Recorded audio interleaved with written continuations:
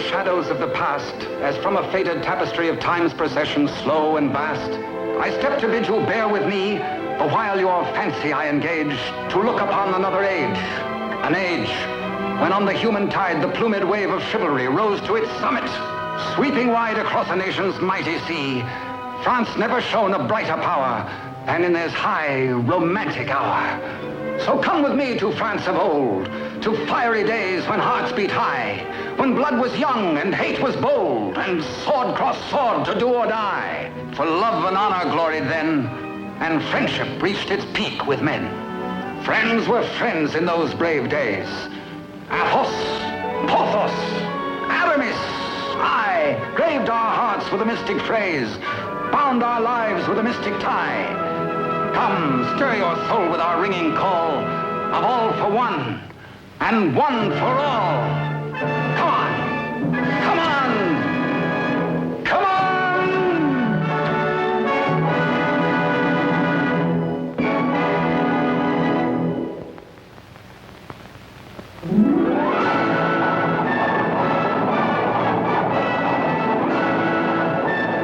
It is Paris on the 15th day of September in the year of our Lord 1638.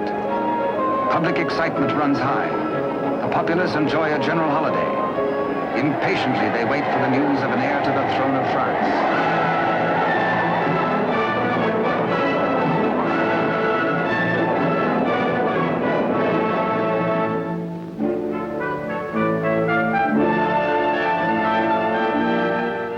His Majesty Louis XIII, King of France. Maintaining his royal authority through the wits of others, he is himself weak and vain and lives in the oily smiles of a small circle of favorites. But the court is alive with intrigue. There are parties within parties, conspiracies beyond conspiracies, plots and counterplots.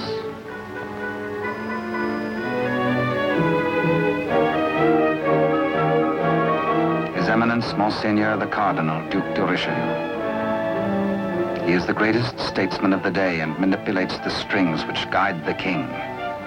His is the real power, subtle, cunning, and often ruthless.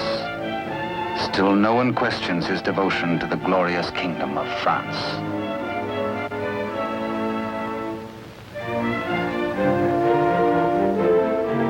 On this auspicious morning, the king pays a state visit to his queen.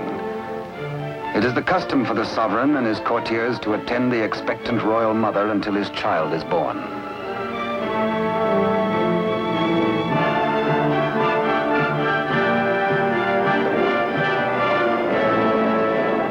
D'Artagnan, of the King's Musketeers. Relieved of his duties at court for the day, he hurries to the home of his sweetheart, Constance Bonacieux. Constance is seamstress to the Queen and is expected at the palace, so she cannot tarry long.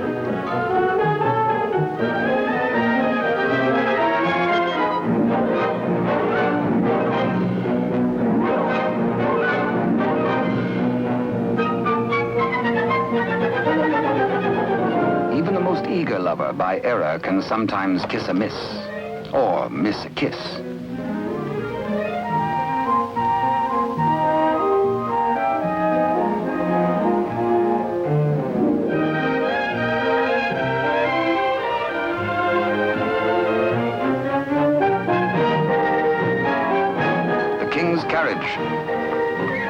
It arrives for Constance.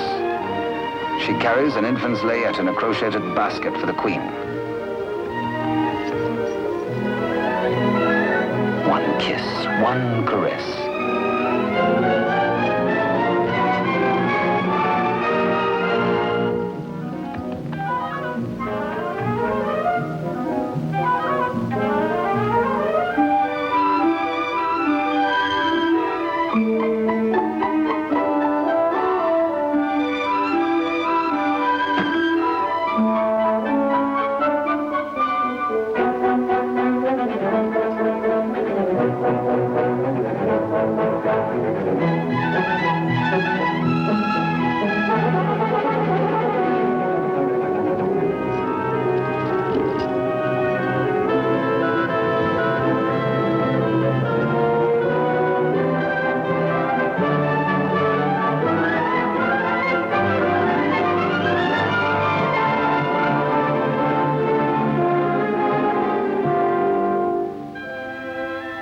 A kiss truly is a delicate plant requiring privacy to grow into a tender blossom, the dream of all lovers.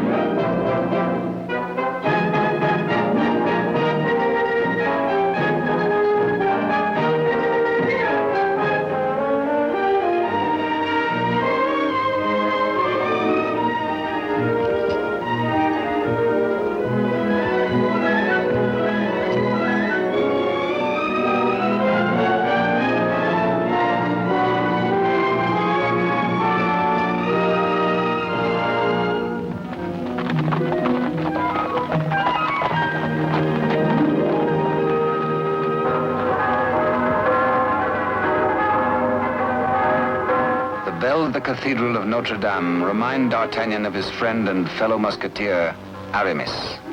He might be in danger. Aramis had threatened to continue his flirtations with the pretty owner of a roving, provocative eye, who unfortunately is married to an officer in the Cardinal's Guards. The guardsman naturally resents these attentions from this musketeer, but is restrained. Has not the Cardinal forbidden these duels with the King's Musketeers? Hola! Famous battle cry of the Musketeers. Instant help comes from the most fearsome steel in the kingdom. Huge Porthos, brave, strong, a King's Musketeer.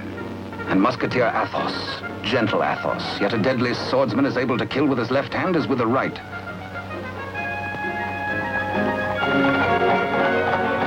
D'Artagnan! The battle is forming. The Cardinal's Guards.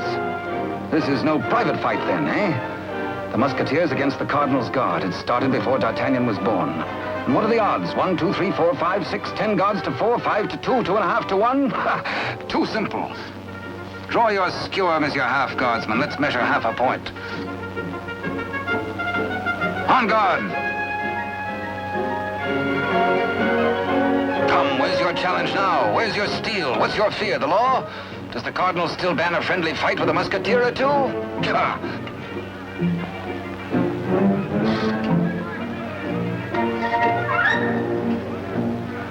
Porthos, as always, is thirsty. He has capacity. D'Artagnan, with his quicker eye, has a more bountiful drinking source.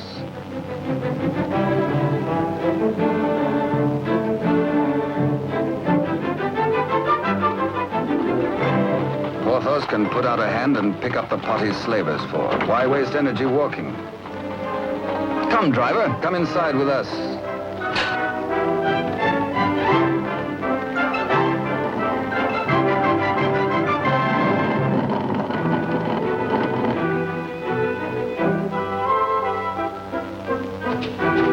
The old driver swears his wagon is damaged. His master will skin him. His horse is loose. He has a terrible wife. He has trouble. Everybody is mean to him. He has to be mean too. Ha ha! Now, take your temper out on me, good friend. Now, feel better? Now we can talk. I'll win you the price of your horse and more. Come, guardsman, I challenge you to game.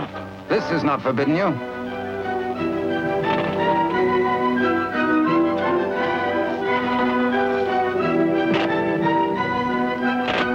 The dice are kind. Here's 20 times your price.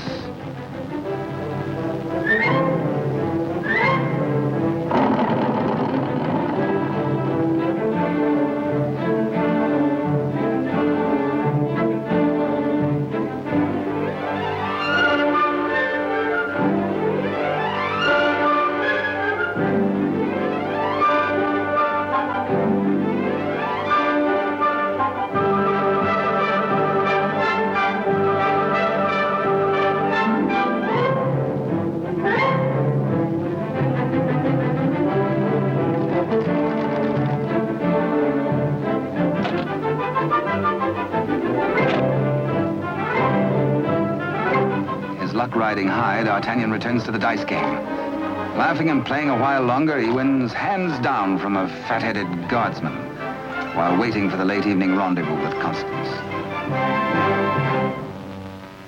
Porthos, too, has women on his mind.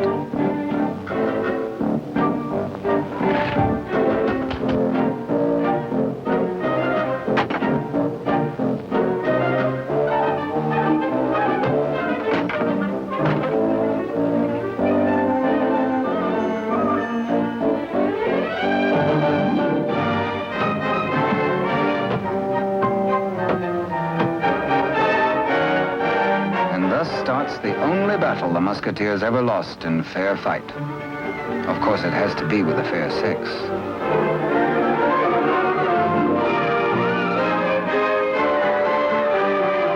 For the first time in his life, a panic-stricken Porthos screams a terrified, "Hola!" Athos hears him. Aramis springs bravely to the side of his comrades, and they flee together. But D'Artagnan hears only the pounding of a lover's heart. As the flood of battle at last sweeps close to him, he leaps to meet the foe and draws his swords. He will fight. Yes?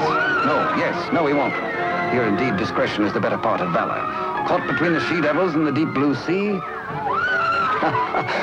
they choose the water.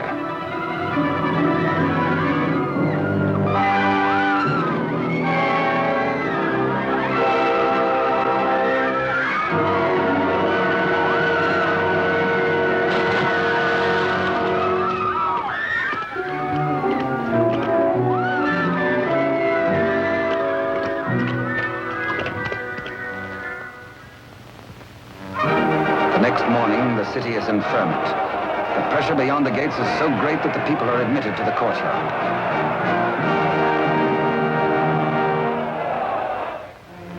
Adjoining the Queen's apartment, Constance prepares the layette.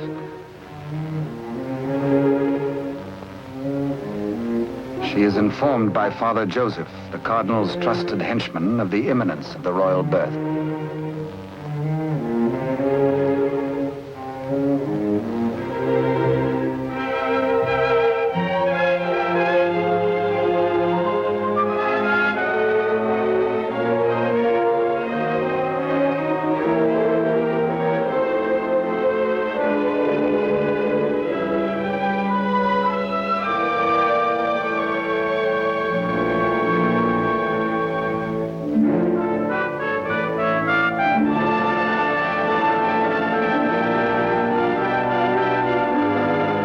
And so a prince is born to France, one day to become Louis XIV.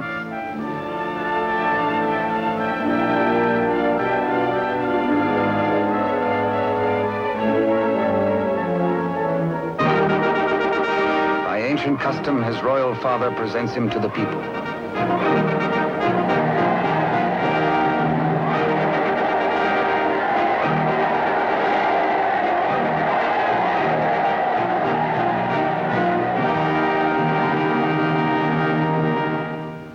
But in the Queen's bedroom, another cry is heard. One of those rare turns of destiny. And Constance is the first to warn the tired, dozing midwife.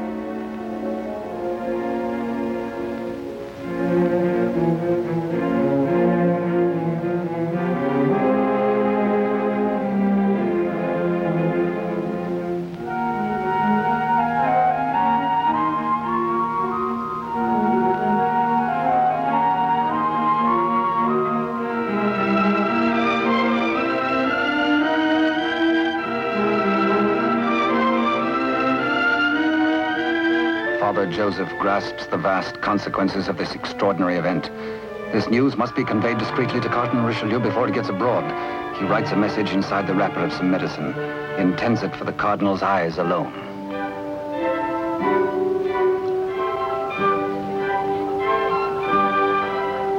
Your medicine, Your Eminence.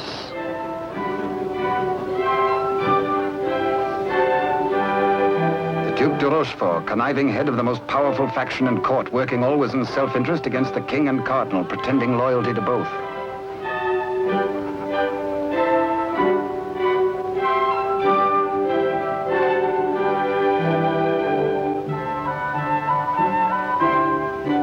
necessity for caution on the part of Father Joseph is indeed well-founded. De Rochefort, having many times seen messages thus taken to His Eminence, becomes inquisitive. He resolves by a simple trick to learn the secret passed to the Cardinal. A substitution of scraps of paper.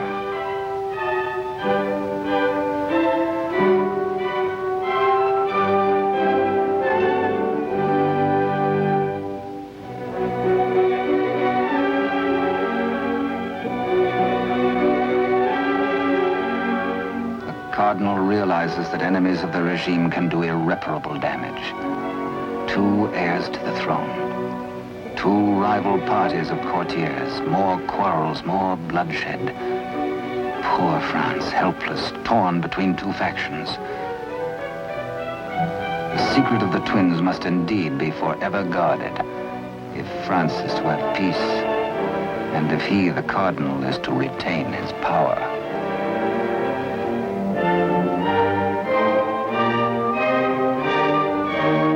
No pretender, this. A true prince. De Rochefort sees an opportunity. Father Joseph is instructed to prepare for a long voyage.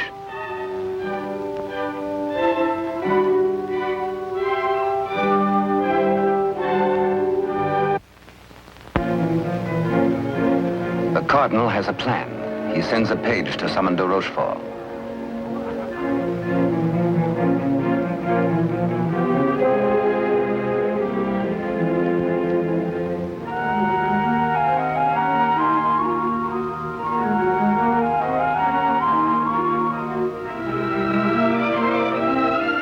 Aware that Constance shares possession of a great secret, one so sacred it might well spell the future of France, the Cardinal charges her to keep her lips sealed.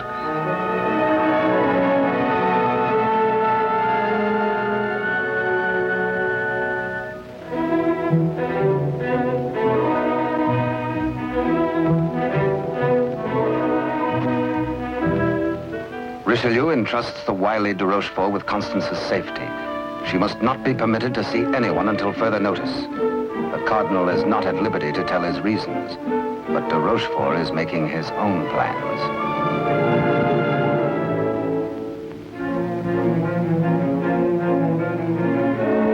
In accordance with the Cardinal's command, Father Joseph, accompanied by the midwife, secretly takes the twin away to the Spanish border. The child shall be raised as a commoner with no knowledge of his royal birth.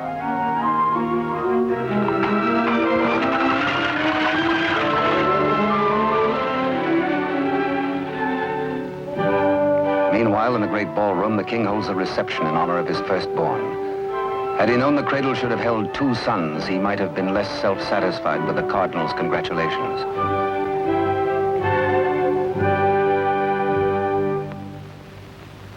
To the notorious Milady de Winter, de Rochefort comes to reveal this chance of fate. The future of France may be in their hands. He tells her he will turn Constance over to her. She is to escort Constance to the convent of Saint-Guemel. There, force her to tell the whole of the Cardinal's secret and plans. He will play one against the other, Cardinal against King, for his own ambition.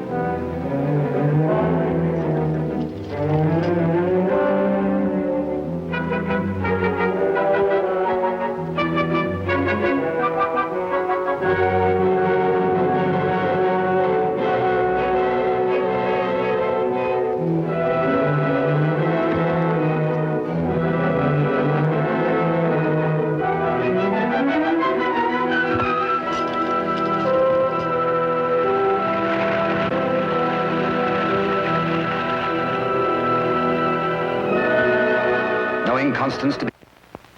One of the chair carriers runs with the news to the Musketeers' barracks.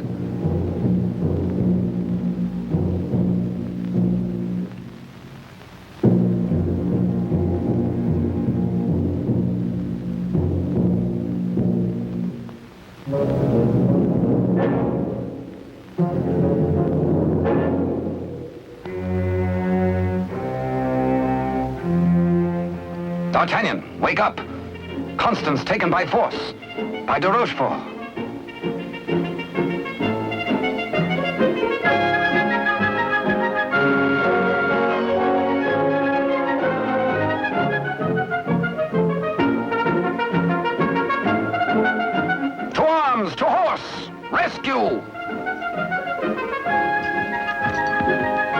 All for one and one for all, and hang the tack.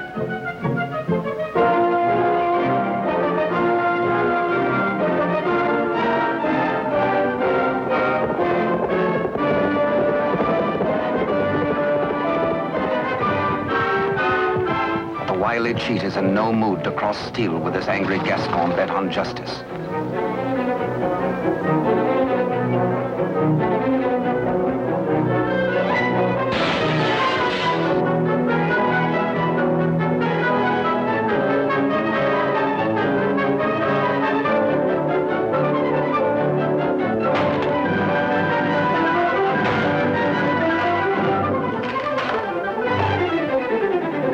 Rochefort's thugs are powerless to help.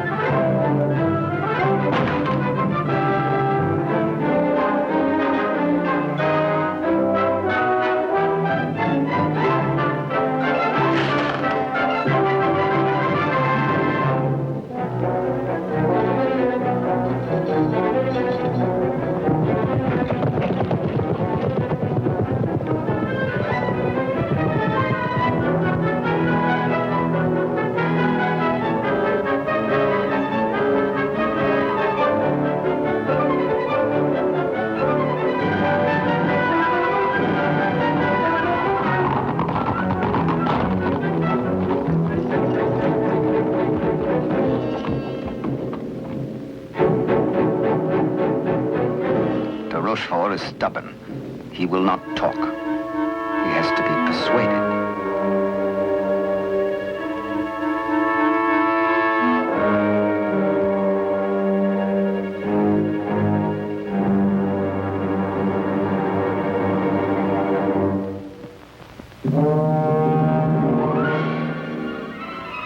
Probe goes on. Where is she? Where is Constance? Talk or fall 200 feet to the bottom of the well. Talk or die.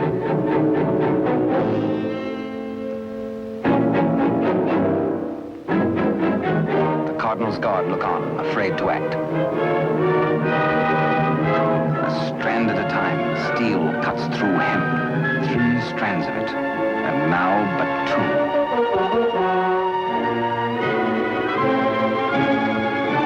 Now 1. De Rochefort breaks. The convent of Saint-Guerre.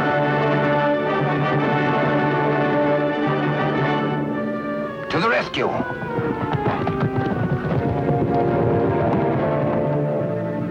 A stableman granted audience with the Cardinal tells of de Rochefort's trickery and capture and of Constance's abduction by Milady de Winter.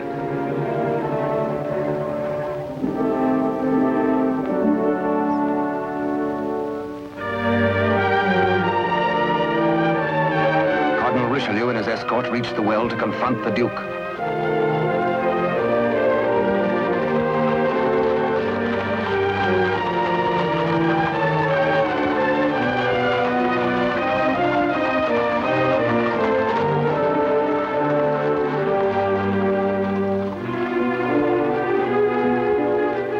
Accused, exposed, a nervous, bedraggled penitent. He confesses that he has indeed played traitor. His Eminence breaks de Rochefort, stripping him of his authority and titles, banished from both court and country forever.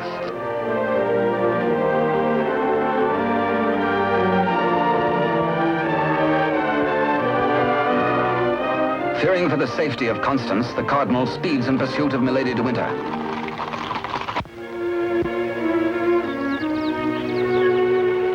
Before dawn the next morning, the convent of Saint-Guerre.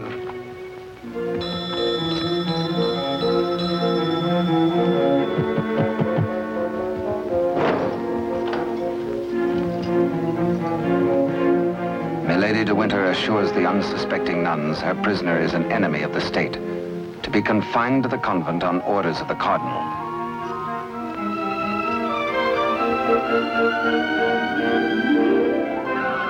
The banished de Rochefort, smarting under his humiliations, lingers in Paris. All is not lost. He uses the last of his wealth in a desperate gamble and buys the services of ruffians.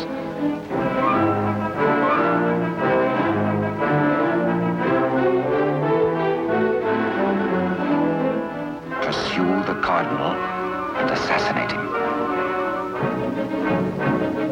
Next, find D'Artagnan and his 3 musketeer friends and put them to the sword.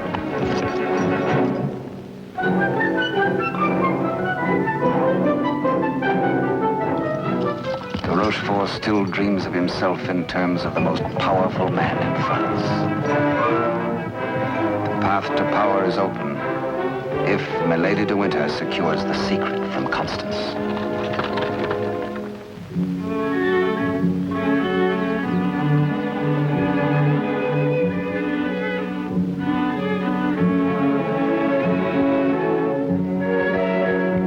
With sweet words and honeyed entreaties, the unscrupulous Milady de Winter seeks to cajole Constance into telling all she knows.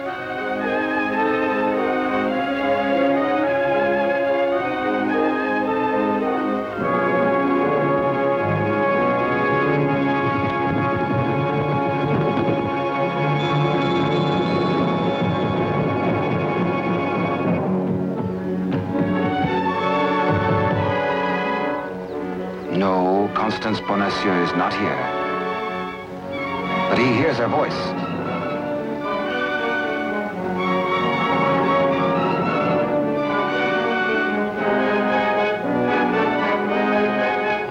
Hola! One for all and all for one.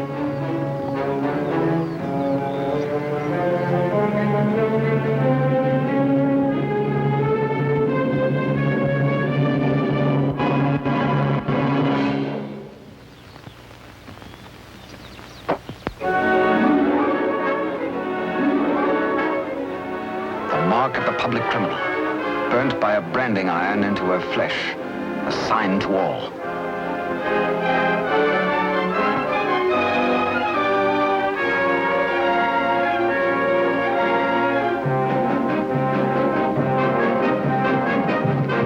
Exposed to Constance as a criminal, Milady de Winter is desperate. If caught thus in a second act of crime by the laws of France, Milady must face public execution.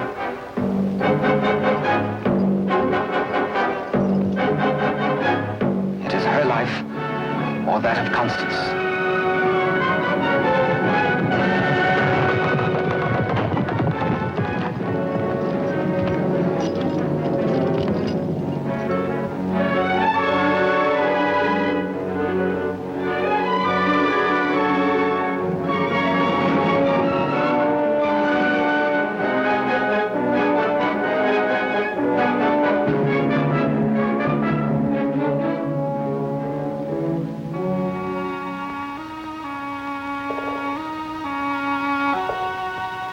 D'Artagnan hears Constance whisper that she loves him above all men. And then she murmurs 3 words, the other one, the other one.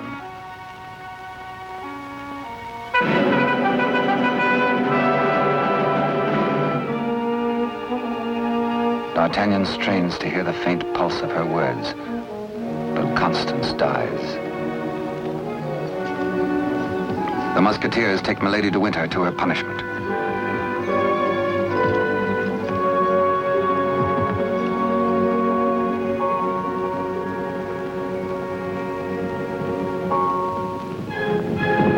His Eminence the Cardinal has traveled through the night.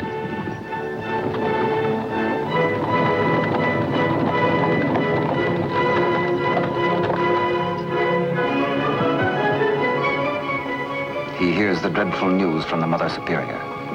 Constance is dead.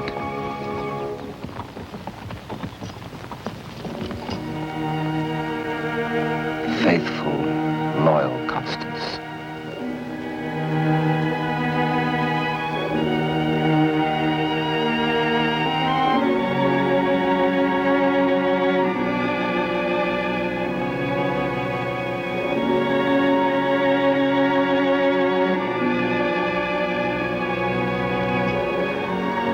Arrest the murderess, Milady de Winter, and all in concert with her.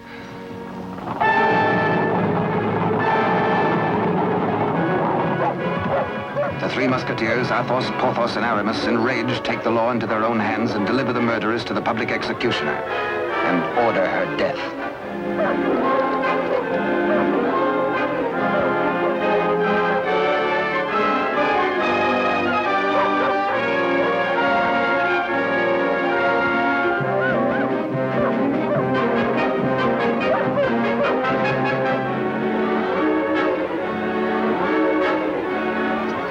Then de Rochefort's cutthroats close in on the Cardinal's troop.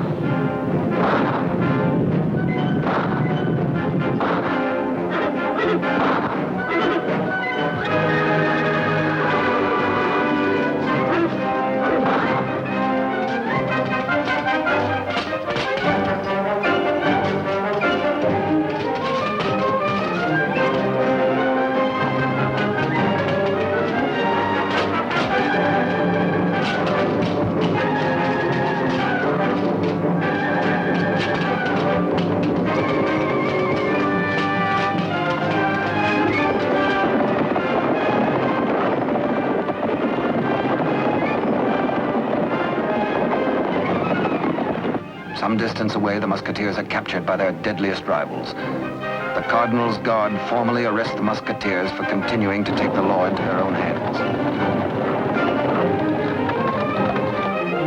Disarmed, the musketeers are set against the wall for execution.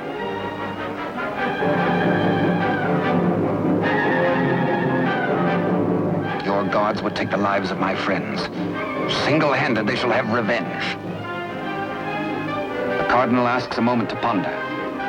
Constance dead. A murderess executed.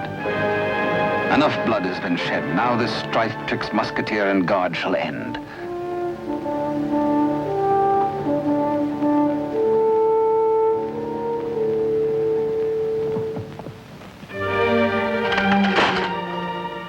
D'Artagnan's plea saves his friends, but there's to be a harsh penalty. Richelieu's plan concerns the state, and these continuing disputes between his guard and the king's musketeers. The four musketeers must separate, never to come together again on pain of death. His judgment, oh, a sorry day.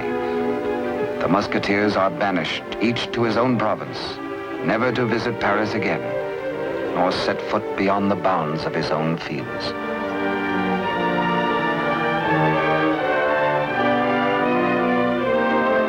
As for you, D'Artagnan, a splendid soldier, reliable, devoted too.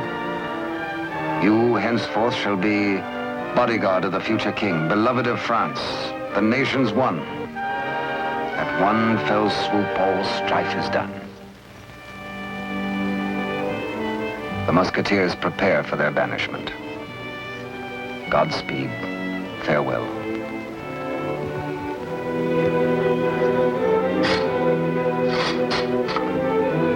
Eternal friendship, it shall not pall. All for one, and one for all.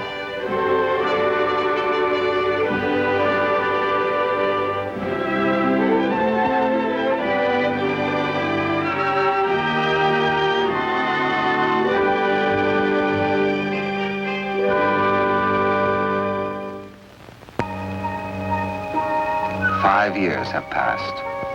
France is at peace. The infant prince grows to boyhood.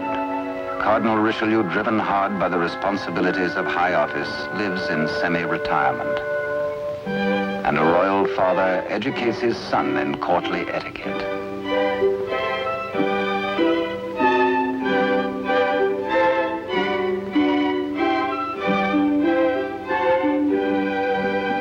In failing health, His Eminence lives in hourly expectation of death, troubled by word that the second twin bears an identical likeness to the heir.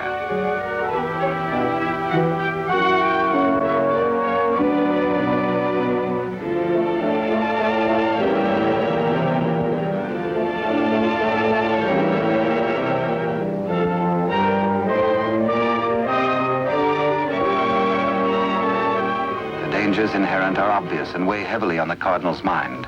He decides he must protect the prince somehow. His Eminence provides that the rightful twin may always be identified from the other.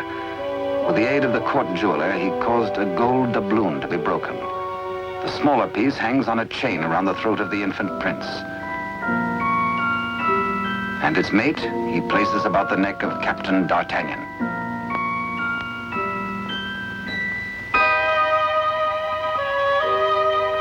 And so, by joining the pieces, the true heir to the throne of France and the prince's first guardian are known to one another for all time. He starts to say, I hold a secret, but the chill hand is upon him. The life spring ebbs, and the great voice is silenced.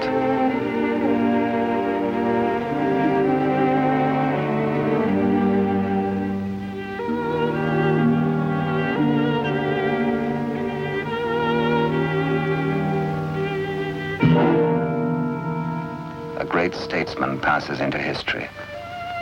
The church loses a noble servant, and the ship of state is without its pilot.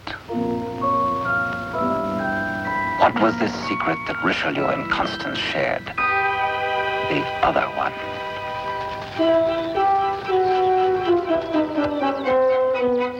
Across the Spanish border, the prince's twin brother is reared by servants of the late cardinal. The banished de Rochefort, living nearby, holds the twin under his very eye. He bides his time.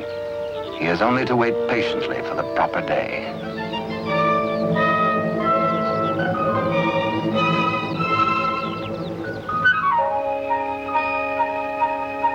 Upon the death of Louis XIII, the heir to the throne, or the Dauphin as he was called, became France's King Louis XIV. Both he and his twin had grown to manhood.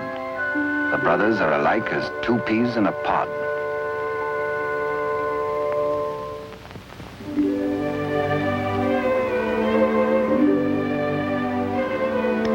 Years have passed and more since Richelieu bent his iron will to break the bonds that held us four. But Porthos, Athos, Aramis, I will ride once more.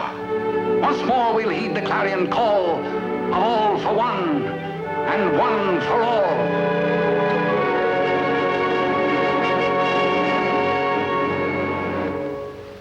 During the years, de Rochefort's connivings have brought the exiled twin under his control. Secretly, they have returned to Paris. De Rochefort has lavished upon the usurper the trappings of royalty, teaching him to copy even the handwriting of his brother, the king. Yet the quality of the spirit so generous in the king is replaced in the brother by hatred and viciousness.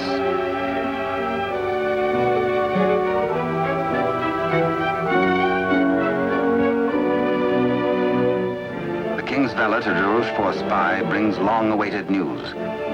Within the week, an older D'Artagnan, after a lifetime of loyal service, will retire and leave the court. The young king will be without a bodyguard.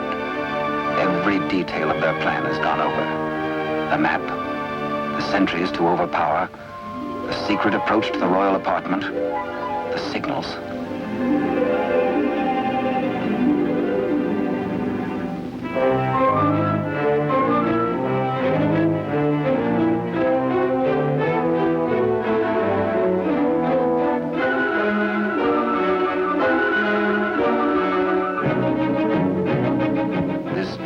Rochefort tells the pretender, you will be His Majesty Louis XIV, King of France.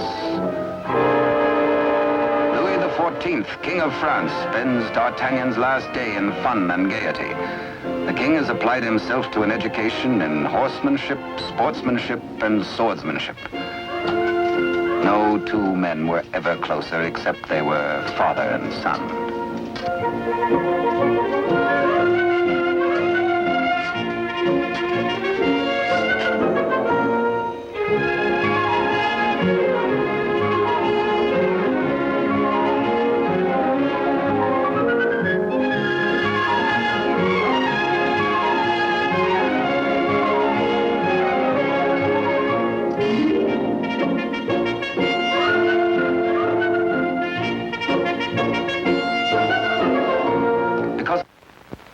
Early, D'Artagnan enters the royal bedchamber to bid the king goodbye. Tonight he feels happy. His service is done. His king is secure. The state is safe. But by some odd premonition, the coins are matched on this final night of parting.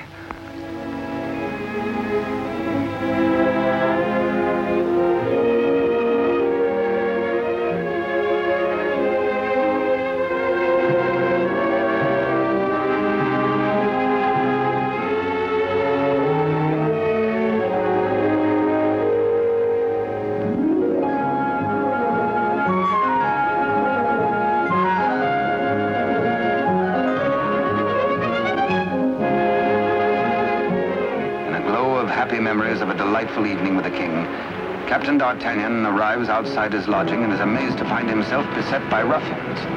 Angrily, the Gascon plans his battle. First, he deals with the dagger-man decoy, sticks him with his own blade, throws the man's cape to the edge of an open sewer, places his own cape over the decoy's body and fires his own pistol. Hey, up! On to the balcony.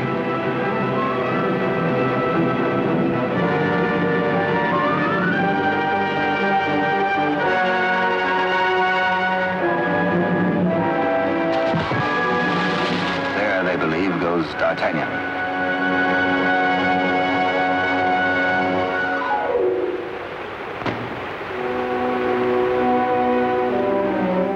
Thoughtful D'Artagnan returns to his lodging. For a peaceful man to be waylaid on a city street is something new. He had spent the evening with his king. He reflects, has the palace discipline been slackening too? Sentries were not where they should have been. His soldierly heart is disturbed for the safety of his king.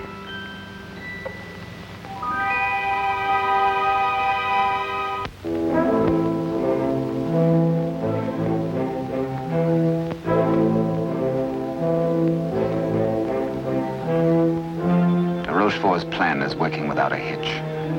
Sentries at the outer gate have been overpowered. Entry is forced into the inner quadrangle.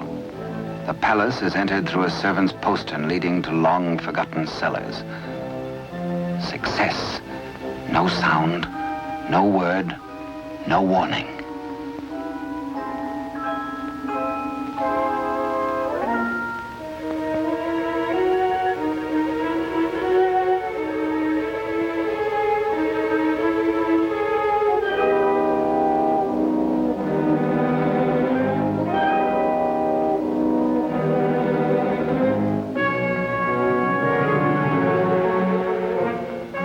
Pretender waits impatiently below for the deed which will make him king.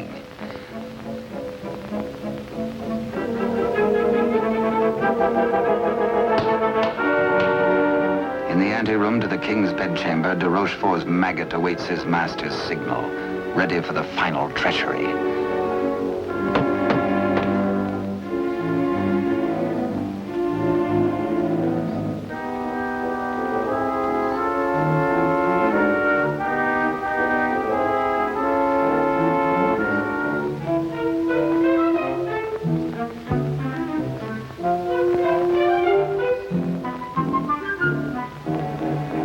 And a little after 11 o'clock on this fateful night, in one tragic moment, France loses her rightful king.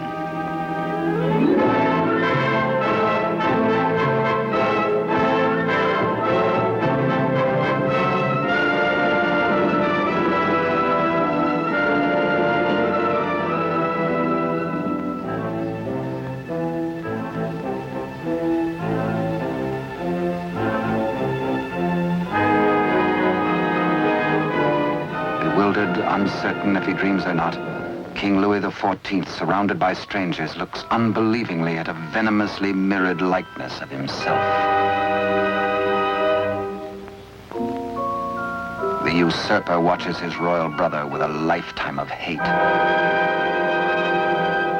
De Rochefort's plans have been cleverly checked and double-checked. He means to hold the true king a prisoner as a threat over the head of the usurper should he rebel against his commands. At de Rochefort's order, his cohorts strip the king of his night attire and in exchange dress him in the usurper's clothes.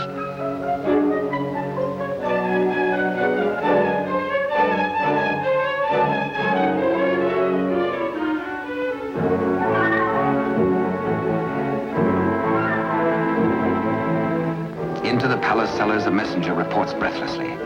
D'Artagnan is dead. His body thrown in the river. Complete triumph at last.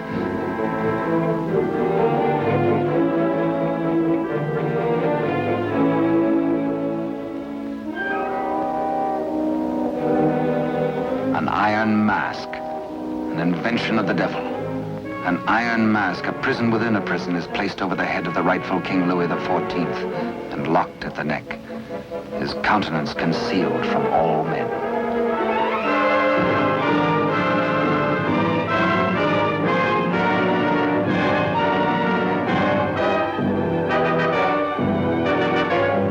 true king is led away.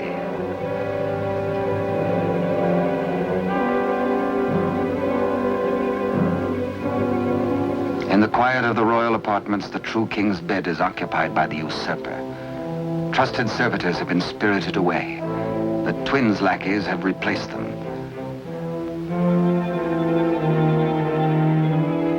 De Rochefort's plan is complete.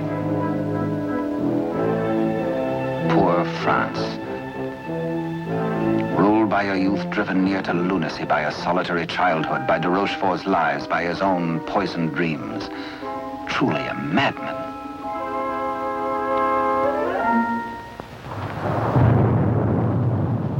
Suffering in human life is proportioned to human strength. When the young king, stupefied and crushed, found himself led a prisoner to a cell in the Chateau Sainte-Marguerite in the south of France, he fancied at first that death is like sleep and has its dreams. He believed himself to be a spectator, a palpable phantom of his own suffering. A torture the more terrible since it might be eternal. Eternal death. How can I have died?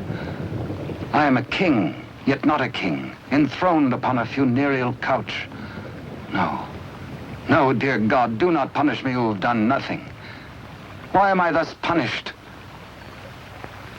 Like a cloak, the chill of the dungeon falls upon his shoulders.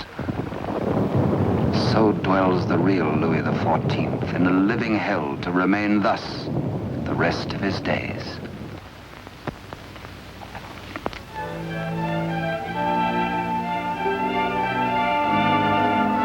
The Queen Mother, always restricted, prevented from seeing her son, determines finally to pay him a visit.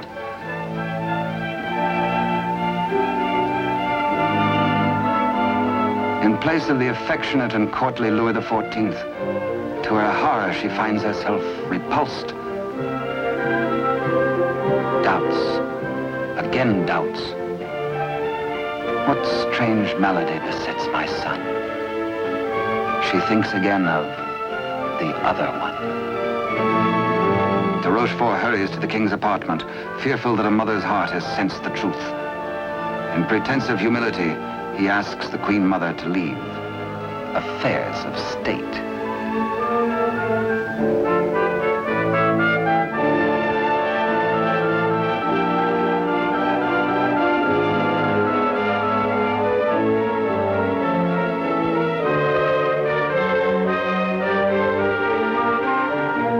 De Rochefort is determined. This shall not happen again, and whispers death.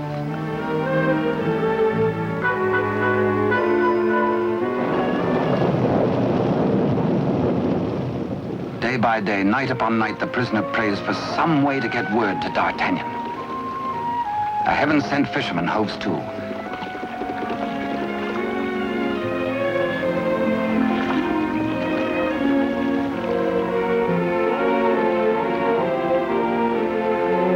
He finishes scratching a message into pewter, and as all good prayers must be, his prayer is answered.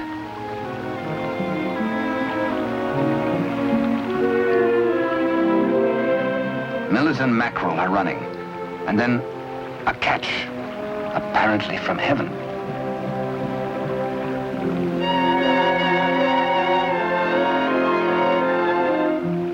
The fisherman reads the name of D'Artagnan, the idol of the nation. A written word, a beloved name, an urgent message. He, a patriot, needs no urging.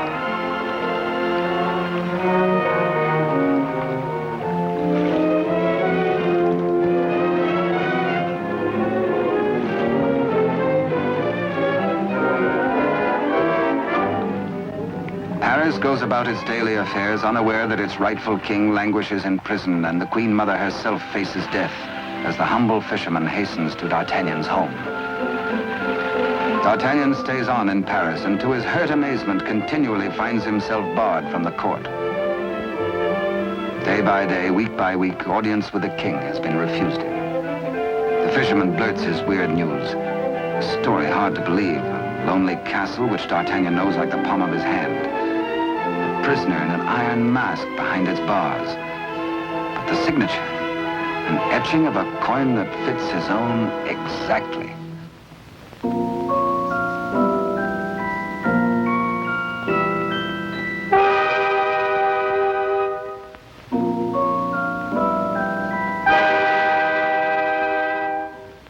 Come, friend, eat and drink.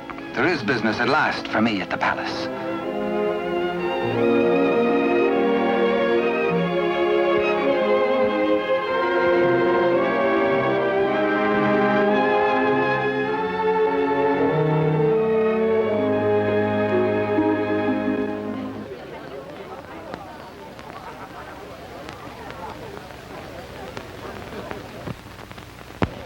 Threading his way through the perfumed route of the court's chattering idlers, D'Artagnan finds himself a stranger in a strange atmosphere.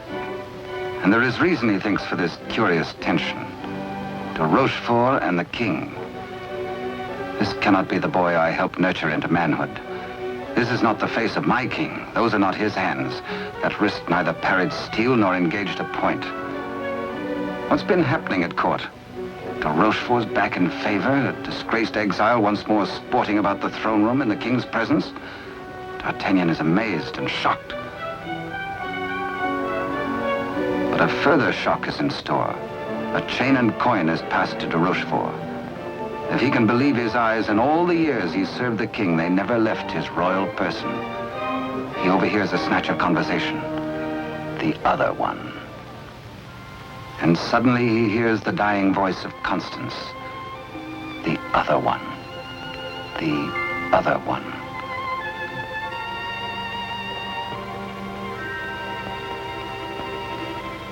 What did she mean? A message signed by the royal coin. A king, not a king. And a court alive with known traitors. D'Artagnan smells a rat. But a rat has seen him and gives warning. The palace guards are alerted, and all exits barred.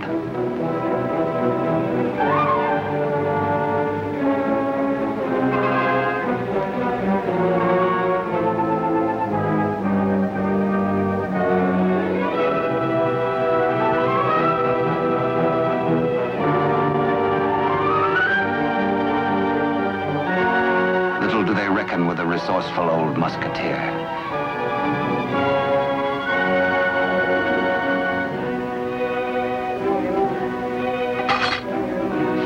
D'Artagnan orders a king's loyal troop to be hurried to meet him at the Chateau Sainte-Marguerite. Couriers are to be dispatched to his old friends, the three musketeers, Athos, Porthos, and Aramis. To arms, musketeers! Your king has need of you. One for all, and all for one. The jig is up. D'Artagnan lives and knows. This pewter plate. Perhaps even now he has reached the prison gate.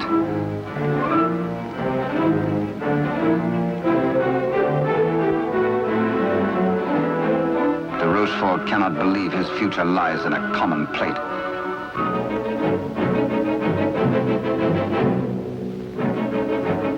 Quickly, he resolves to end all doubts.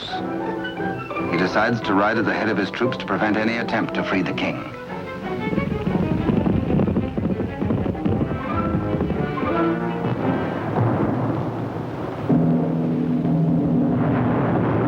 The puzzled D'Artagnan has reached the Chateau Sainte-Marguerite, certain that his comrades will join him. Cover of the raging storm, he rose to the grotto beneath the castle. Many a time as a young officer, he had patrolled this grotto passage. It led, he knew, to the arsenal. Beyond that, the armory. Then the main hall and staircase to the tower itself.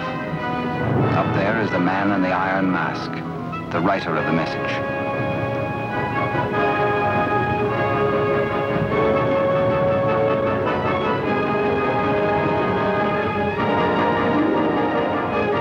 To his astonishment, D'Artagnan finds the entrance to the arsenal is newly walled.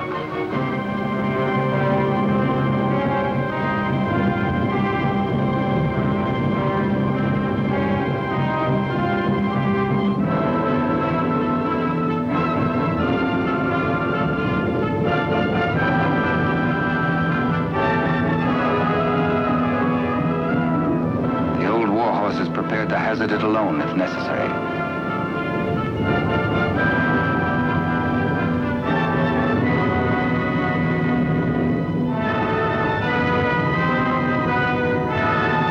The fisherman returns to the opposite bank to await the arrival of help.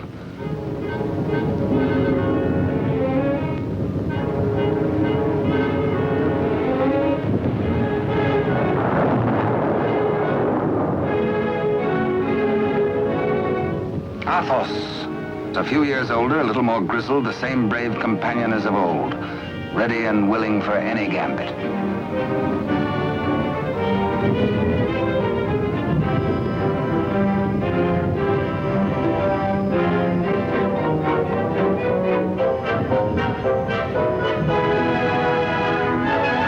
And now Aramis.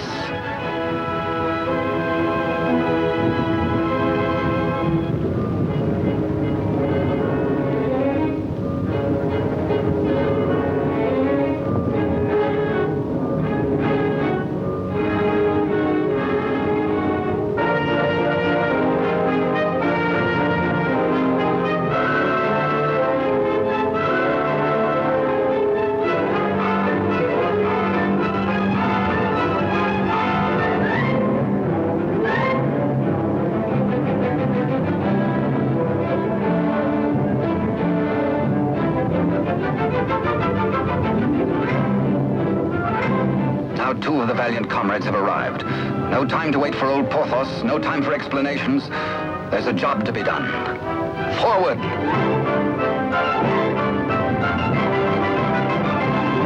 Through the racks of gunpowder barrels to the main hall, and the tower staircase itself.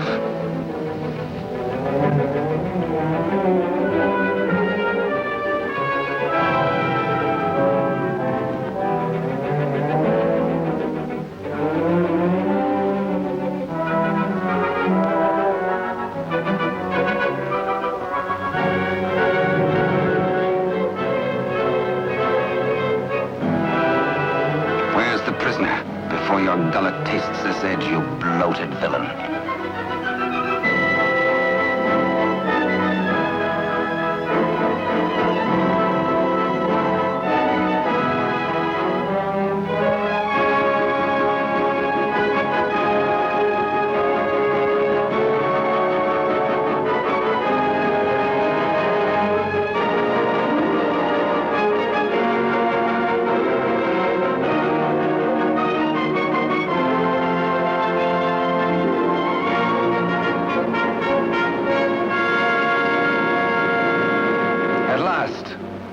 D'Artagnan knows the voice.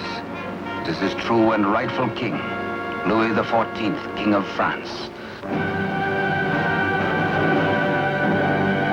The castle guards.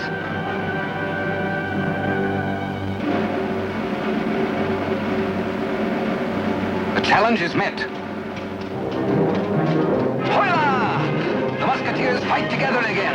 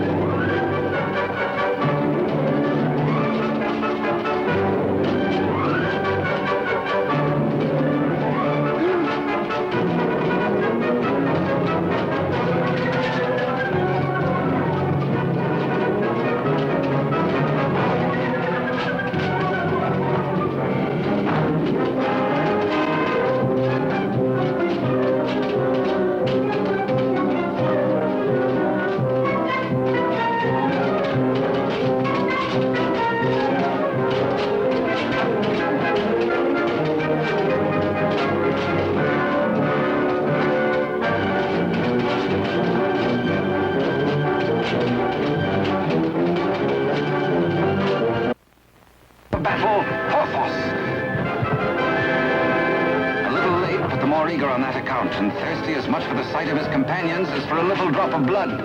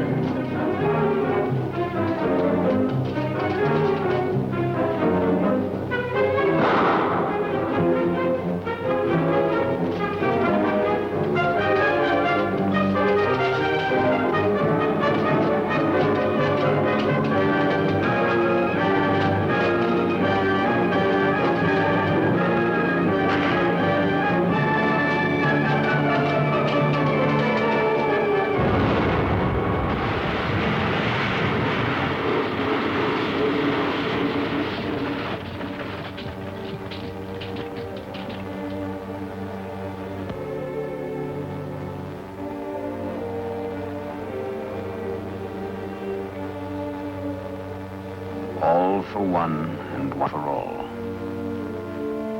Be certain, cherished friends, that I shall wait for you. What good times we had together, eh?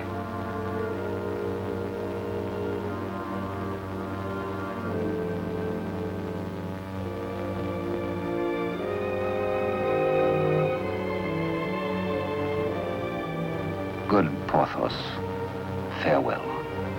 You died as you lived, for love of country, in the service of your king. The fisherman gives warning of the approach of enemies.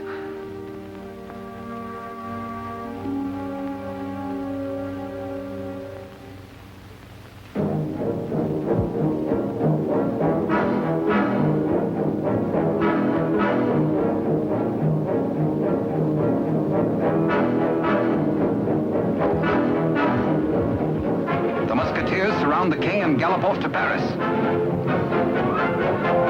Rochefort rides hard in a last effort to keep his house from crumbling.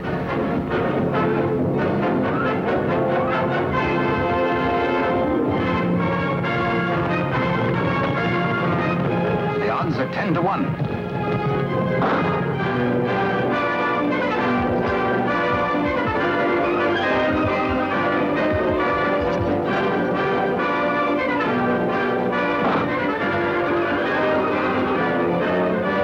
Majesty. On to Paris. Farewell, gallant Aramis. A traitor's bullet struck you down. Meanwhile, Athos crosses swords with de Rochefort.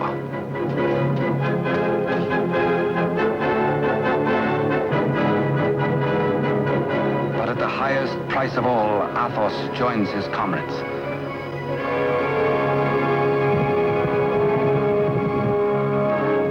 Without knowing his own peril, the half-wit, half-king entertains his royal mother at a palace luncheon.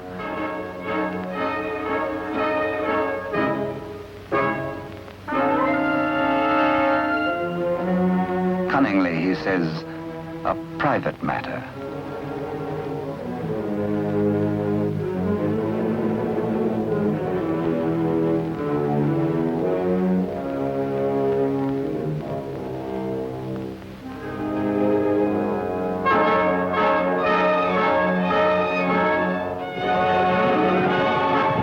Troops from the palace, friends or foe? Friends. D'Artagnan breathes relief. The king is safe. God save the king!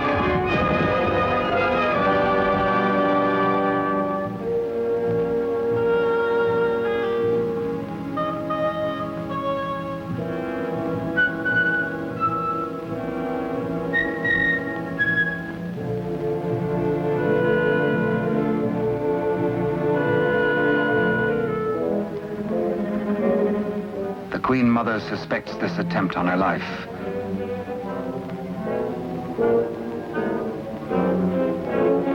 The witch's brew, a subtle poison already responsible for many an agonizing death. Raise your glass, madam. Drink to your king, to your country, and its illustrious people. Come, I give you France. Dare she refuse? It is the edict of her son, the king.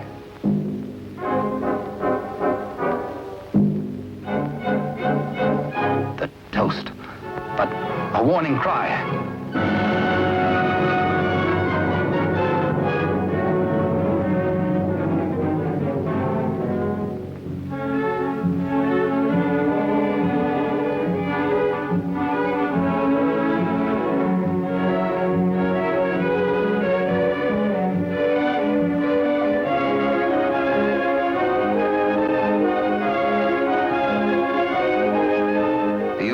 Finally gets his rightful crown to Rochefort's own damnable invention, the Iron Mask, his to the end of his days.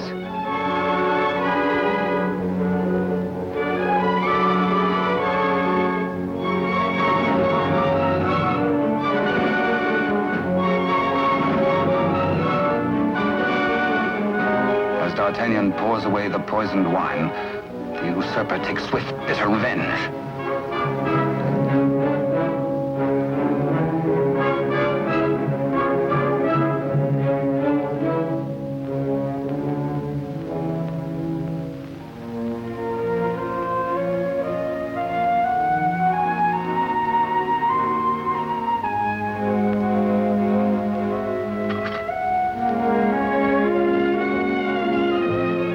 D'Artagnan knows himself mortally wounded, but allows no sign to mar the happiness of his king.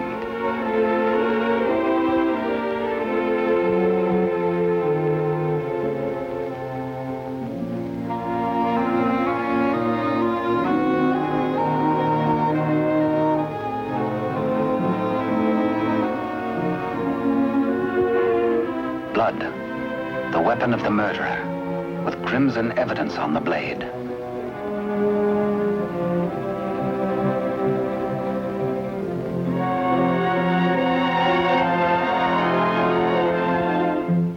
Grateful Louis looks for Captain D'Artagnan to honor him with the baton of a Marshal of France. But where is the Musketeer?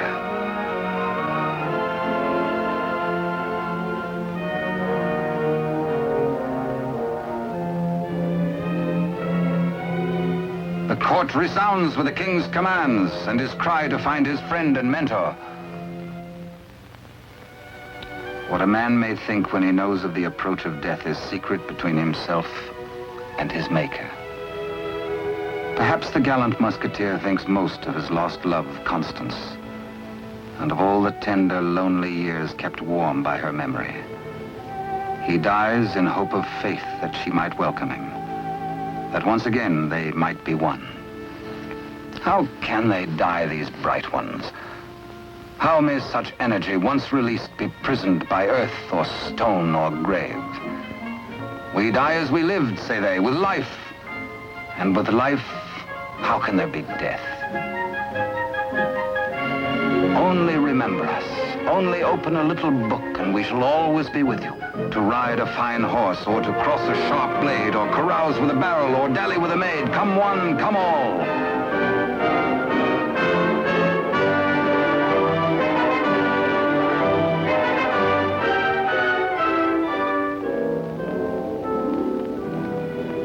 And so passed a brave and glorious man, in honor. Only think, and we live again. We live forever. For with us, now as ever, it's one for all, and all for one.